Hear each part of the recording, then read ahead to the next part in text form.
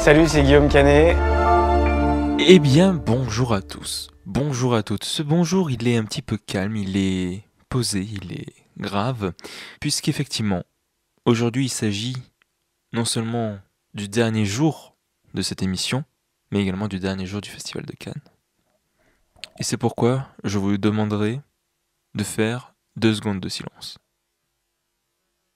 Voilà, c'est bon, les 2 secondes sont finies. Il est désormais temps de reprendre l'énergie habituelle et de vous dire bonjour à tous, bonjour à toutes, bienvenue dans Avis désastreux, le podcast aux opinions discutables mais qui pourtant les assume. Cannes, jour 12. Alors techniquement au moment où j'enregistre, jour 13, hein, là même c'est plus que ça, il est 21h, donc là le podcast devrait... Je sais même pas s'il va sortir le dimanche, il va pas plutôt sortir le lundi. Bref, oui, c'est bon, Cannes, c'est terminé. Waouh, c'était quelque chose. On fera un petit bilan sur la fin, sur les remerciements, tout ça. Mais parce qu'il y a encore des choses à dire, effectivement, des films à parler et un palmarès à commenter. Vous êtes actuellement en train d'écouter le dernier épisode quotidien sur Cannes. Je dis quotidien parce qu'il se peut que la semaine prochaine, on fasse un épisode David Désastreux classique avec un retour de Cannes, mais cette fois-ci avec d'autres personnes, des Toulousains, qui vont venir parler de leur expérience à Cannes et d'autres films, possiblement des films qu'on n'a pas évoqués ici ou qu'on a trop peu abordés avec d'autres points de vue, etc., etc. Bref, aujourd'hui le programme il est plutôt court, mais l'épisode risque d'être un petit peu long. Nous allons tout d'abord faire quelque chose qui n'intéresse personne, c'est-à-dire parler d'un film au lieu de parler du palmarès. Je vais commencer par parler de Grand Tour de Miguel Gomez. Ensuite, bien sûr, le débrief du palmarès avec retour sur chacun des prix. Et enfin, un petit bilan de comment s'est passé ce Cannes, des personnes à remercier, blablabli, blablabla. Nous allons commencer sans plus tarder avec Grand Tour de Miguel Gomez. Alors, c'est le seul film que j'ai pu rattraper en ce fin de festival parce que soit les autres films étaient trop loin, soit ils correspondaient à des horaires qui ne m'arrangeaient pas. Donc j'ai dû faire un choix et je suis parti sur celui-ci parce qu'on m'a dit tu verras quand même mec, la mise en scène elle est quand même pas mal. Spoiler alert, il a quand même gagné un prix pour ça. Alors à ce moment-là je le savais pas. Et quand tu sors du film, c'est la première chose qui te vient, c'est putain la mise en scène, elle est fabuleuse. Le film, c'est assez particulier d'en parler, ça te raconte l'histoire d'un agent secret londonien qui va essayer de fuir sa femme à travers justement un grand tour, donc différentes villes qui se trouvent en Asie. J'ai retenu Shanghai et Hong Kong par exemple, je sais qu'il y en a d'autres. Et en plein milieu du film, on va suivre du coup sa femme qui va essayer de le retrouver lui. Donc c'est un film coupé en deux, on va dire. Voilà. L'histoire, j'avoue, j'avais pas trop compris parce que à part ça, le film est dans une sorte de flou parce que l'impression qui est donnée à travers le film et notamment à travers du coup la mise en scène, c'est que l'histoire qui est racontée n'intéresse pas plus que ça, Miguel Gomez. Lui, ce qui l'intéresse, c'est comment il va jouer avec le médium cinématographique. Et c'est là où le film est le plus fort, c'est que il joue énormément. Moi, ce que j'aime beaucoup, c'est que dès le début, le film va te montrer qu'il a une manière de vouloir montrer les choses. Par exemple, il va jouer, alors je sais pas si c'est avec l'obscurateur, mais grosso modo en fait dans les 10 premières minutes du film, il y a un personnage qui va recevoir un télégramme. Et en fait pour montrer qu'il a ce télégramme en main, le film va faire, peut-être vous avez déjà vu ça dans les vieilles séries, quand à la fin du film il y a un zoom au noir, si je puis dire, c'est que en fait, tout l'écran va se mettre au noir avec un petit cercle qui va zoomer sur une seule personne, c'est-à-dire que tout le reste, il n'y a plus d'image, sauf, je sais pas, le visage de quelqu'un qui généralement finit sur une petite phrase en mode ah bah dis donc celle-là elle était pas facile, paf, tu vois, par exemple. Et ben là le film fait pareil en mettant le point sur juste certains aspects. Et ce qui est fascinant, c'est qu'il va le faire sur le même plan. C'est-à-dire que sur le même plan, il va un moment te montrer la lettre, puis il va te montrer le serveur en arrière-plan, puis il va te montrer un gars qui est sur une table, il va te montrer le détail d'une carte. Et ce qui est fascinant, c'est que il va essayer de guider ton regard, alors de manière pas très subtile. Mais au moins, il se sert, au lieu de le dire par la voix ou qu'un personnage dise « Ah, ben dis donc, ce serveur, il est en train de faire quelque chose, voilà », il va te le montrer sur un plan fixe. Et ça, tu vois, c'est quelque chose que j'ai pas énormément vu. Et ce genre de choses, tu vas le retrouver durant tout le film. Il va vouloir jouer un petit peu avec la mise en scène. Il va faire aussi pas mal de surimpression. Alors là, pour le coup, il n'y a pas de sens que j'ai trouvé plus que c'est joli. Il y a aussi une très très très belle scène où il filme plein de motos et il y a une sorte de ballet qui est formé. Alors là, je vais être tout à fait honnête, le sens m'a échappé parce que l'action est censée se passer au 19e, 20e siècle, mais c'est entrecoupé de scènes qui se passent à l'heure actuelle. Alors il y a des scènes qui sont en couleur de ce qui se passe à l'heure actuelle, et d'autres qui sont en noir et blanc. Donc c'est ça, c'est un film, je vais pas dire fourre-tout, mais qui a plein d'idées, qui les tente toutes. Et je trouve que toutes sont réussies, même si je n'arrive pas à saisir quel est le propos par derrière, pourquoi il va subitement faire tous ces surimpressions, pourquoi à travers cette histoire il va filmer les motos. C'est pour ça que c'est compliqué de parler de l'histoire, parce que elle est très très très très vague, et il y a des moments où tu te dis ah d'accord, ok, il faut vraiment faire attention au dialogue, parce que c'est à ce moment-là où des fois les personnages ils te relèvent des éléments de l'intrigue pour que tu puisses comprendre. Moi, il y a une scène qui se trouve, je dirais, à peu près au milieu du film, c'est quand deux agents se rencontrent et l'un dit à l'autre, il est à la fois perdu, il ne se retrouve ni là où il se trouve, c'est-à-dire du coup peut-être Chine ou Cambodge, ni d'où il vient, c'est-à-dire l'Angleterre. Alors, pourquoi je parle de cette scène? Parce que le fait que tu aies deux agents qui se disent je suis complètement paumé, je n'arrive pas à comprendre et je n'arrive pas à me sentir à ma place ni dans cet aspect ni dans cet aspect, c'est que j'ai l'impression que c'est une sorte de scène qui s'autocommente. En mode, bah ouais, toi aussi, tu dois être perdu à ce moment-là, tu n'arrives pas à être forcément à l'aise parce que tu n'arrives pas à suivre l'histoire, mais c'est pas pour autant que t'as pas à être ici. Enfin, ensuite, je sais plus comment se finit cette scène, c'est horrible, hein. On est vraiment sur le dernier jour. Là, la critique, c'est je vous parle du film. De toute façon, vous êtes certainement pas en train d'écouter, vous êtes en train d'écouter le palmarès. Donc voilà, je parle un petit peu dans le vide, mais c'est pas grave parce que c'est quand même un chouette film. En fait, là, je parle vraiment que des idées de mise en scène, mais c'est parce que le film en a plein. Une que je trouve aussi géniale. À un moment, la femme qui cherche son mari va chercher un petit peu aussi le futur de son histoire d'amour, en disant mais est-ce qu'il m'a vraiment fui, comment on va continuer notre couple, et donc elle va faire appel à je sais pas comment dire, une prédictrice, je ne sais pas comment on dit, c'est pas médium, mais quelqu'un qui va lire l'avenir, je sais plus si c'est à travers la main ou juste comme ça, elle dit tiens, votre avenir c'est ce qui vous attend. Et là où ce que je trouve le film hyper malin, c'est que il va te montrer quelqu'un de notre époque.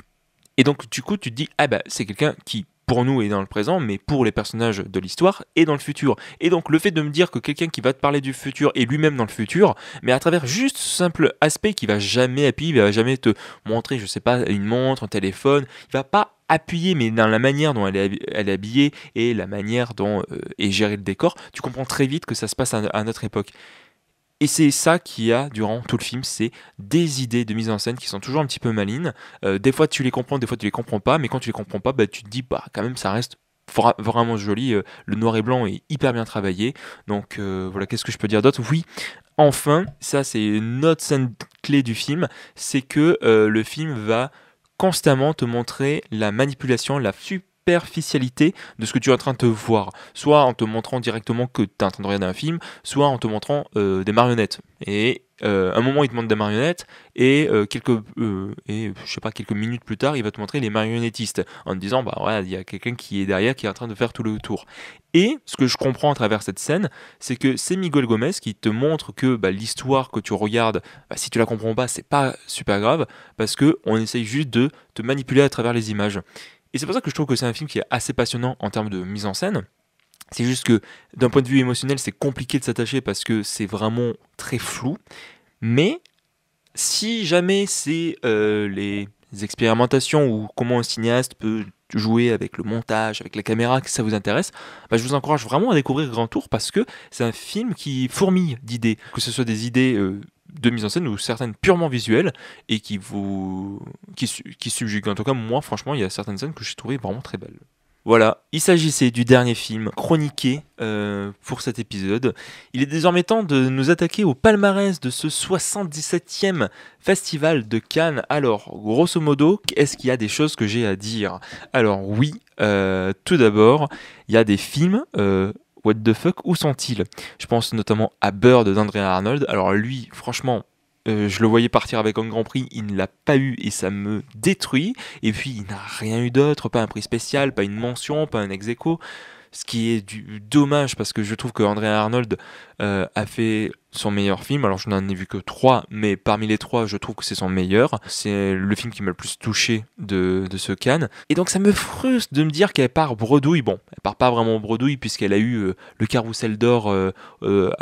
Carrousel d'Or, grosso modo, c'est récompensé un ou une cinéaste par rapport à son travail. Et c'était en tout début de festival. Et elle avait eu même une séance spéciale à la Kazan où ils avaient diffusé un de ses anciens films, Red Road. Et ensuite, ils avaient initié une petite discussion avec elle pendant 1h30. Ensuite, je retiens aussi Au Canada. Alors, Au Canada a été reçu de manière plutôt tiède, mais si vous avez écouté les épisodes ici, vous savez que j'avais bien aimé, et même l'un de mes colocs aussi, John, je trouvais que ce soit tant en termes d'interprétation masculine qu'en termes de mise en scène, même si là j'ai beaucoup parlé du Gomez, je trouve que celle de Au Canada me parle un petit peu plus. C'est dommage quand même qu'Au Canada par bredouille, vraiment lui, comme je vous ai dit, vraiment il aurait pu au moins mérité.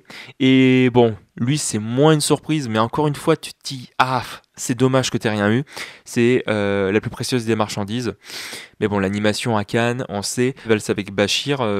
Du coup, alors je sais pas si c'est le dernier film d'animation à avoir été en sélection et enfin en compétition, mais en tout cas c'est un des plus marquants. Bon bah lui il a rien eu, alors que pourtant si vous l'avez vu, vous savez à quel point c'est un grand film. Bref, tout ça pour dire que on espérait, certains d'entre nous espéraient que le Hazanavicius reparte avec un prix, mais on sait très bien que à Cannes l'animation c'est pas ça. Il n'empêche que je pense que par contre qu'il a de très grosses chances de repartir avec un prix à Annecy. Bon, encore une fois, je n'ai vu que 3 films qui seront présentés à Annecy. Il a ses chances, en tout cas, de ce que j'ai vu, et il a des chances, et s'il gagnait un prix là-bas, ça serait entièrement mérité. Maintenant, nous allons partir point par point sur chaque catégorie, sauf court-métrage, parce que malheureusement, je ne l'ai pas vu, et ni la Caméra d'Or, en vrai, parce que la Caméra d'Or, il y a eu 2 prix qui ont été remis. Il y a eu une mention spéciale pour un film, Mongrel. Je n'ai absolument pas entendu parler de ce film à travers mon cercle. Mais par contre, Armand, alors Armand, je sais qu'il a divisé. J'ai des amis qui ont adoré le film, qui étaient qui étaient ravis que celui-ci gagne, d'autres qui n'ont pas du tout aimé. Donc je peux rien dire, mais voilà, franchement, vu que je n'avais vu que 2 films, je n'avais ni d'attente ni de favoris. D'autant plus que si vous avez écouté l'épisode précédent, on cite tous un film différent. Il n'y avait pas vraiment de consensus autour de la Caméra d'Or. Là où l'année dernière, par exemple, How to Have Sex avait énormément marqué, même si entre nous, L'Arbre au Papillon d'Or, c'était une tuerie. Et c'est un excellent film et c'était entièrement mérité. On va monter un petit peu avec l'interprétation féminine. Alors pour ma part, j'aurais adoré avoir Mickey Madison pour Anora. Finalement, c'est l'ensemble du casting d'Emilia Pérez. Et je suis à la fois content et ça me gêne un petit peu. Alors, j'avais prédit que ça allait être Carla Sofia Gascon qui mérite totalement ce prix de l'interprétation. Néanmoins, je ne sais pas si c'est parce qu'ils n'ont pas osé aller au-delà, mais le jury a décidé de le remettre à 4 des actrices du casting au lieu de le remettre qu'à elle.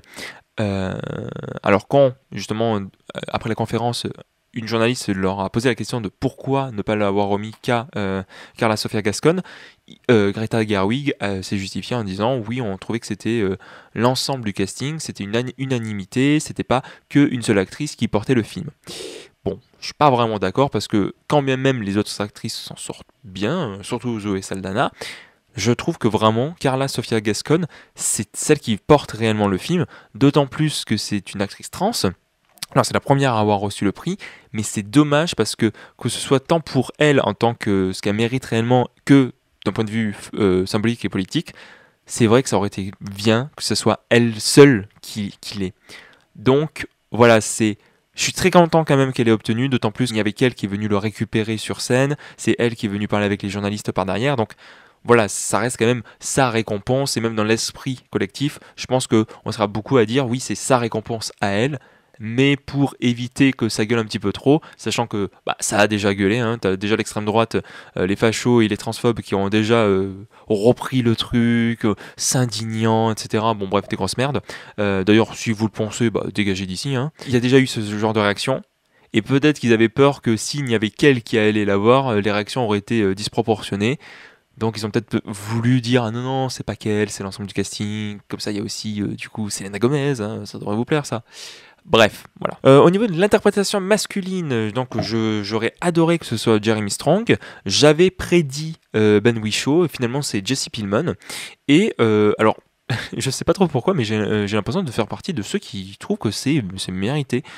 Sur l'épisode de Kinds of Kindness, j'avais dit potentiel prix pour Jesse Pillman, parce qu'il joue 3 rôles dans le film. C'est surtout sur les 2 premières parties où il a des propositions très fortes et très justes. Et ben pour moi, ça fait partie des mérités. Vraiment, je trouve que cette année, en termes d'interprétation masculine, on a eu de très belles propositions. Et celle de Jesse Pillman fait partie de celles qui m'ont marqué. Donc moi, je suis très content pour lui. Bon, il n'était pas présent, peut-être parce qu'il était en train de tourner ou autre. Mais ouais, Jesse Pillman, ça fait partie de ses prix. Je me dis, c'est pas déconnant, c'est même plutôt mérité. Donc je suis assez content. Au niveau de la mise en scène, bon là, je vais pas rester trop longtemps parce que je viens d'en parler. J'aurais adoré que ce soit au Canada. Pour l'épisode précédent, j'avais parié The Substance, mais après avoir vu Grand Tour, j'ai changé. Vous pouvez le retrouver d'ailleurs sur mon Twitter et un Insta. Et j'ai dit non, ça sera Grand Tour. Et c'était Grand Tour parce que forcément, la proposition, comme je vous ai dit, est hyper forte, hyper maligne. Il y a plein d'idées. C'est mérité. Là encore, c'est un prix qui est loin d'être déconnant. J'avais plus une préférence pour au Canada, mais pour celui-là, vraiment, je suis très content qu'il le mérite, qu'il l'ait eu et qu'il le mérite. Nous allons attaquer au scénario. Alors le scénario, si vous vous souvenez, je n'avais pas de film qui me marquait en termes de scénario. Donc j'avais dit Emilia Pérez en termes de représentation, et finalement le prix de l'interprétation féminine fait plus ou moins le boulot, donc ça me va, mais j'avais vraiment aucun coup de cœur en termes de scénario. J'avais dit potentiellement peut-être 3 km jusqu'à la fin du monde, je l'avais pas vu, mais je me suis dit pourquoi pas un truc qui vient dénoncer l'homophobie à travers, de ce que j'ai compris, un village, et donc ça te montre différentes choses. Je me suis dit peut-être ça pourrait plaire, et finalement, grande surprise, ça a été The Substance. Alors, je suis un peu dégoûté parce que The Substance, j'aurais adoré le voir plus haut, idéalement la palme. Bon, je savais que ça allait pas être la palme, mais j'aurais adoré le voir plus haut. En fait, le film, c'est pas du tout par son scénario qui va briller, c'est clairement par le fait qu'elle assume à fond son postulat et qu'elle assume à fond à travers sa caméra, son montage, sa mise en scène, certes criarde, mais au moins très assumée. C'est à travers tout ça que le film est aussi jouissif, mais c'est pas tellement à travers son scénario, même s'il y a 2-3 petites fulgurances. Mais pour moi, c'est pas assez. Néanmoins, comme certains le disent, le prix du scénario, généralement, c'est pour remettre un film il peut pas être dans le top 3, donc on te le met ici. Surpris, dommage qu'il soit si bas. Néanmoins, ça nous fait que, là, ces dernières années, en termes de prix du scénario, on a eu vraiment des très bons films. On a eu Drive My Car en 2021 qui méritait totalement le prix du scénario, même si Palme d'Or, ça aurait été incroyable. La Conspiration du Caire, fabuleux aussi, pareil en termes de scénario. L'année dernière, c'était Monster de Koreeda, ou L'Innocence en français. Là, encore une fois, le scénario était entièrement mérité et c'était un magnifique film. Et du coup, The Substance, c'est le seul des 4 où je me dis, bon, en termes de scénario, pas vraiment, mais ça reste un film que j'ai adoré. Donc voilà, c'est vrai que prix du scénario, en tout cas, c'est là où il y a la plus belle sélection de ces dernières années, je trouve. Avant de rentrer dans le top 3, on va faire un petit détour par le prix spécial qui a fait... J'étais en conférence de presse, du coup, ça a gueulé. Enfin ça n'a pas gueulé, mais ça fait des... C'était du coup pour Mohamed Rassoulov, Les graines du figuier sauvage. Alors lui, c'était le tout dernier film qui a été présenté au Festival de Cannes, et un film qui, si vous nous avez entendu sur le dernier épisode, a mis tout le monde d'accord. Alors pour ma part, je n'ai malheureusement pas eu l'occasion de voir ce film, mais toutes les personnes que je connaisse qui sont allées le voir, toutes disent ce film est incroyable, c'est un chef-d'œuvre, c'est lui qui mérite la palme. Et donc il y a eu un consensus au niveau de la presse à tel point que c'est ce film-là qui a gagné le Free Pressy. Free Pressy, c'est grosso modo le prix de la presse internationale. Chaque année, tu vois le film qui a le plus convaincu. Encore une fois, si je dois donner des exemples, sur les années précédentes, c'est Drive My Car, Leila et ses frères et The Zone of Interest. Et pour faire des séances presse, je confirme qu'à chaque fois que j'entendais des retours ou que je sortais des séances, je voyais bien que c'était ce genre de film-là qui faisait le plus l'unanimité auprès de la presse. Et donc du coup, quand il y a eu un prix spécial, ça a gueulé parce que beaucoup disent que ça aurait dû être un prix, une palme, que c'est un prix qui est à moitié assumé. Et c'est vrai que personnellement, ça m'a énormément surpris, surtout que pour certaines personnes qui étaient dans la salle à ce moment-là, qui avaient vu le jury avait l'air d'être emballé. Donc voilà, ça a dû peut-être poser question. Pourquoi n'est-il pas dans un prix du jury ? Pourquoi est-il dans un prix spécial ? C'est assez étrange. J'ai pas particulièrement d'avis là-dessus. À un moment, je m'étais dit, s'il y a un prix spécial, ça serait peut-être pour Megalopolis, parce que le film est trop fucked up pour gagner un prix normal. Donc à la limite, c'est, bon allez vas-y Francis, ça fait 40 ans que tu fais ça, il y a eu l'happening de fou, bon vas-y, tiens, prends cette palme, c'est pas un vrai truc, mais au moins tu l'as, tu vois. Donc finalement non, Francis ne l'a pas eu, même s'il a pu avoir un magnifique câlin de George Lucas. C'était la chose la plus mignonne de Cannes, vraiment. Et pour une fois, George Lucas souriait pour de vrai, donc ça prouve qu'ils sont amis. Et bon voilà, 60 ans d'amitié sur scène, c'est un petit peu joli. Nous allons attaquer au top 3. Alors j'aurais aimé que ce soit la plus précieuse des marchandises qui avait été un coup de cœur de dernière minute. J'avais prédit All We Imagine as Light, qui finalement va gagner le Grand Prix, mais ça on en parle plus tard. Et le prix du jury, grosse surprise pour ma part, c'est Emilia Pérez. Alors, grosse surprise, plus ou moins, parce que, encore une fois, chez les journalistes, c'est un film qui a, dans l'ensemble, beaucoup plu. Il y a eu quelques voix dissidentes autour du film, notamment de ce que j'ai remarqué auprès des spectateurs les plus jeunes. En tout cas, dans la presse, là où j'avais les mauvais retours, c'était la presse de moins de 25 ans, par exemple, donc mes amis, qui eux ont eu du mal avec le film, et en vrai, je les comprends. Je vous renvoie vers l'épisode sur Emilia Pérez, mais j'ai beaucoup de mal avec les 15 premières minutes. Après, les minutes, la demi-heure qui suit, on va dire, je trouve ça maladroit. Par contre, ensuite, ce qui reste est, je trouve, assez fabuleux. En tout cas, je suis complètement pris par l'histoire. Donc, je trouve que c'est pas un prix du jury déconnant.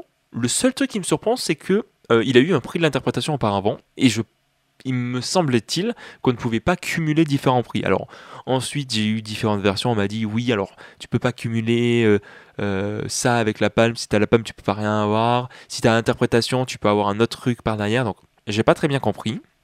En tout cas oui, voilà, c'est vrai que Emilia Pérez, ça faisait partie des chouchous de la presse. Au niveau du jury, je savais pas trop ce qu'ils en pensaient. Et finalement, bon, voilà.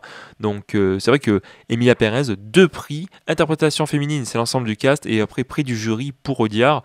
Donc, voilà, ça fait un bon film. Et d'ailleurs, voilà, c'est un film qui, on m'a dit, s'est fait applaudir dans les salles quand il a été présenté aujourd'hui, au moment où j'enregistre, parce qu'il était dans certains pâtés. Donc, voilà. Et puis, même si vous avez l'occasion, vous de le rattraper quand il sortira, je crois en fin août. Voilà, je serais curieux de voir un petit peu comment, dans l'ensemble, le film va être reçu, notamment auprès de la communauté trans, pour voir est-ce que ils valident ou non le regard qui est porté sur eux. On arrive au top 2 avec ce qui était plus ou moins une surprise. Pour ma part, j'avais dit Bird, et je pensais que ça allait être Bird, vraiment j'avais une confiance aveugle. À la dernière minute, vu que j'avais dit mise en scène pour Grand Tour, je me suis dit allez pourquoi pas fuck it, The Substance en Grand Prix, parce que voilà, c'est un film qui a fait beaucoup parler de lui. Et finalement non, c'est All We Imagine as Light de Payal Kapadia. Alors j'avais pressenti que le film allait repartir avec un prix, pas un prix aussi gros, comme je vous ai dit, je pensais prix du jury. Tant mieux que le film ait gagné. Comme je vous ai dit, pour ma part, j'ai vu le film, je ne me suis pas endormi devant, je suis incapable d'en parler parce que je n'ai vu que des images et j'ai absolument pas suivi l'histoire, à tel point que quand la réalisatrice est venue, elle a dit bah voilà, c'est une très belle histoire d'amitié entre 3 femmes, je suis en mode mais c'était pas 2. Voilà, on en est au niveau que j'oublie carrément une personne, où je ne comprends pas qu'il y a une 3e personne dans l'histoire. Donc j'irai le revoir avec plaisir, je pense. D'autant plus qu'autour de moi, les gens ont l'air d'avoir beaucoup aimé ce film. Ça fait partie de ces 2 films-là de fin de sélection qui ont fait beaucoup parler de lui. Il y a eu du coup lui et Les Graines du Figuier Sauvage qui ont un petit peu redynamisé cette fin de compétition.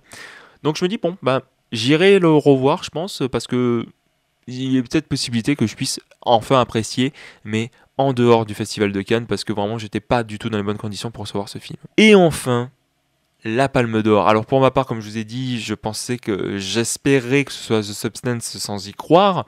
J'avais rejoint tous les avis dithyrambiques autour des Graines du Figuier Sauvage et je pensais vraiment que ça allait être Rassoulov qui allait l'avoir, d'autant plus que ça allait être aussi fort d'un point de vue politique, parce que oui, le cinéma est politique, donc les prix doivent à la fois faire, je pense pour moi, remettre en fonction d'un point de vue cinématographique, mais en plus s'il peut y avoir un propos politique, c'est cool aussi.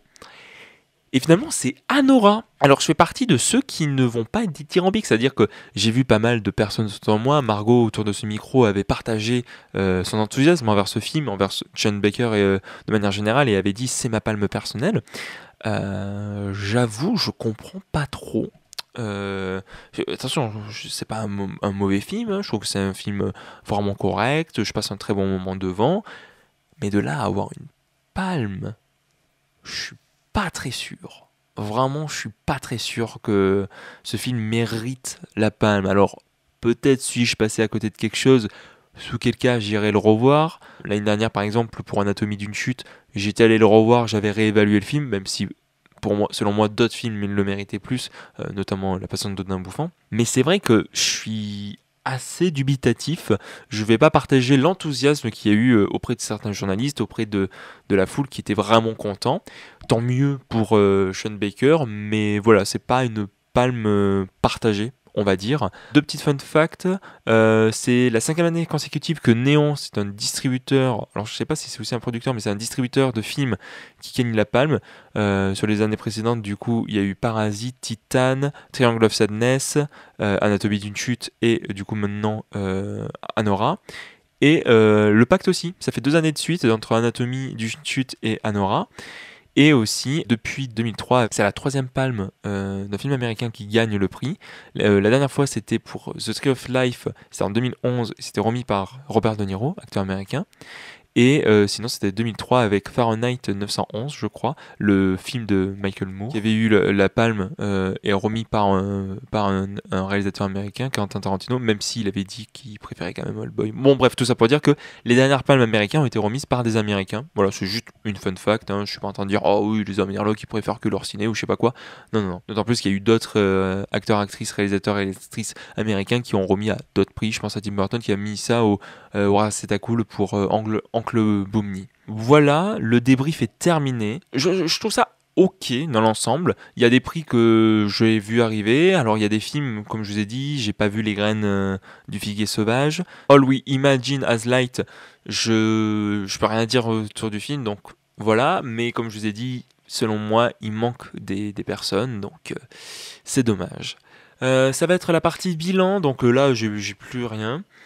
C'était un Cannes en demi-teinte, c'est-à-dire que j'ai pas vu de très mauvais films, à part quelques-uns. Je pense à The Surfer par exemple, Model Destinos qui était une grosse déception, et un Unfinished Film de Lou Ye.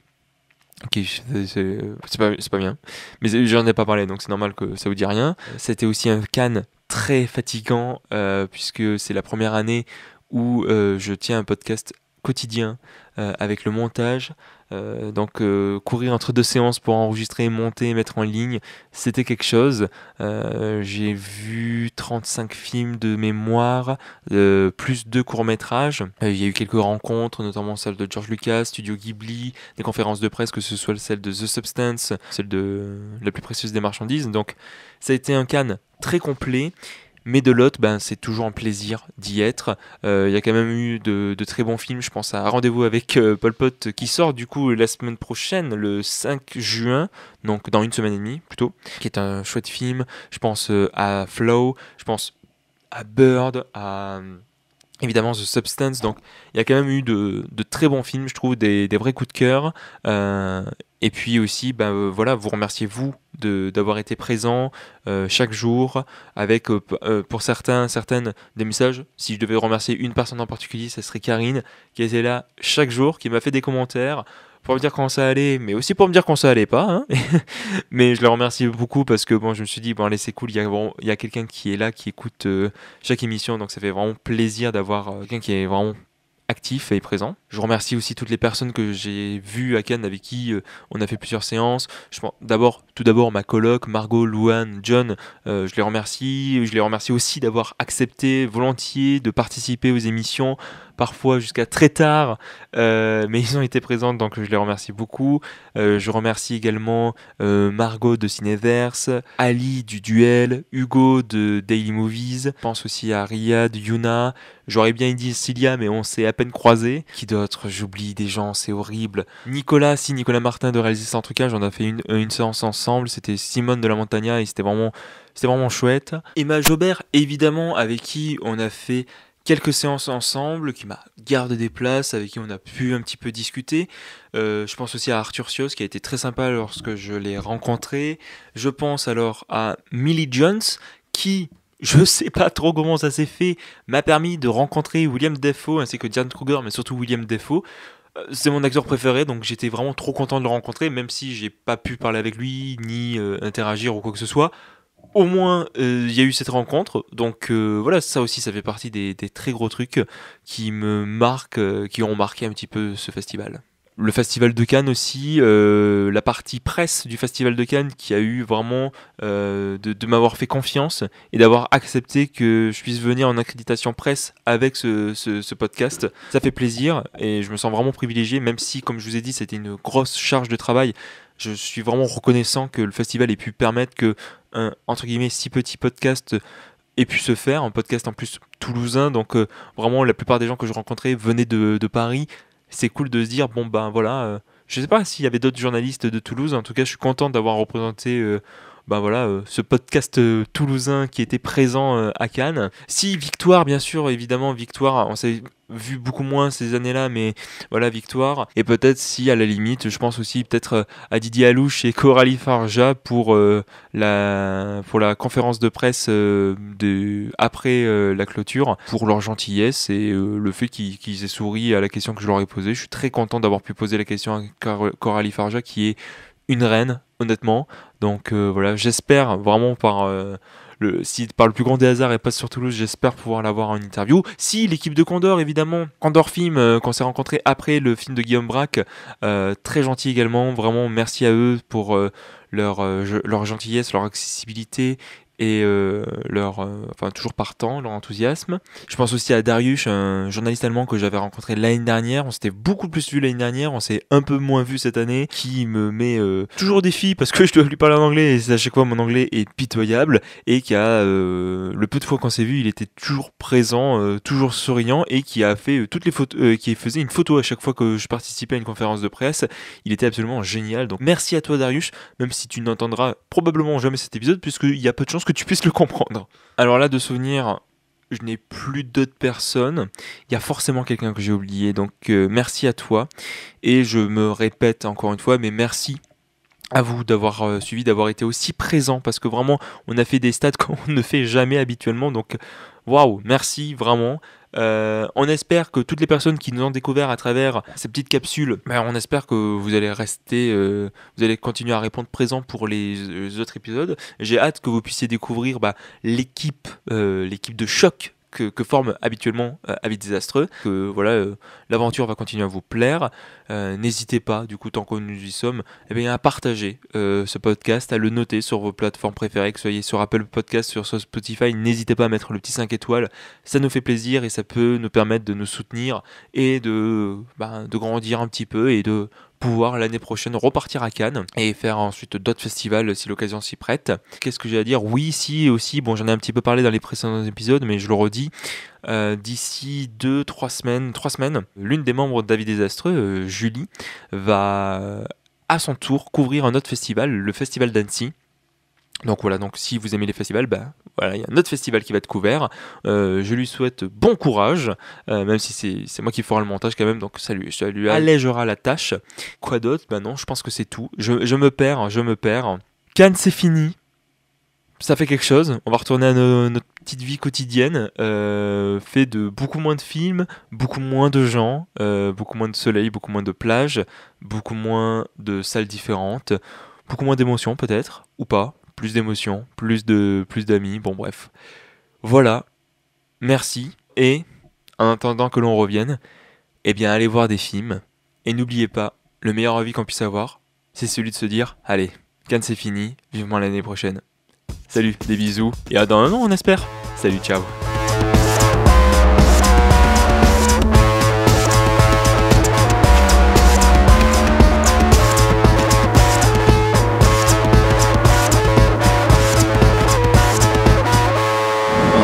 De merde. Ouais, moi aussi j'ai bien envie de le dire, monde de merde.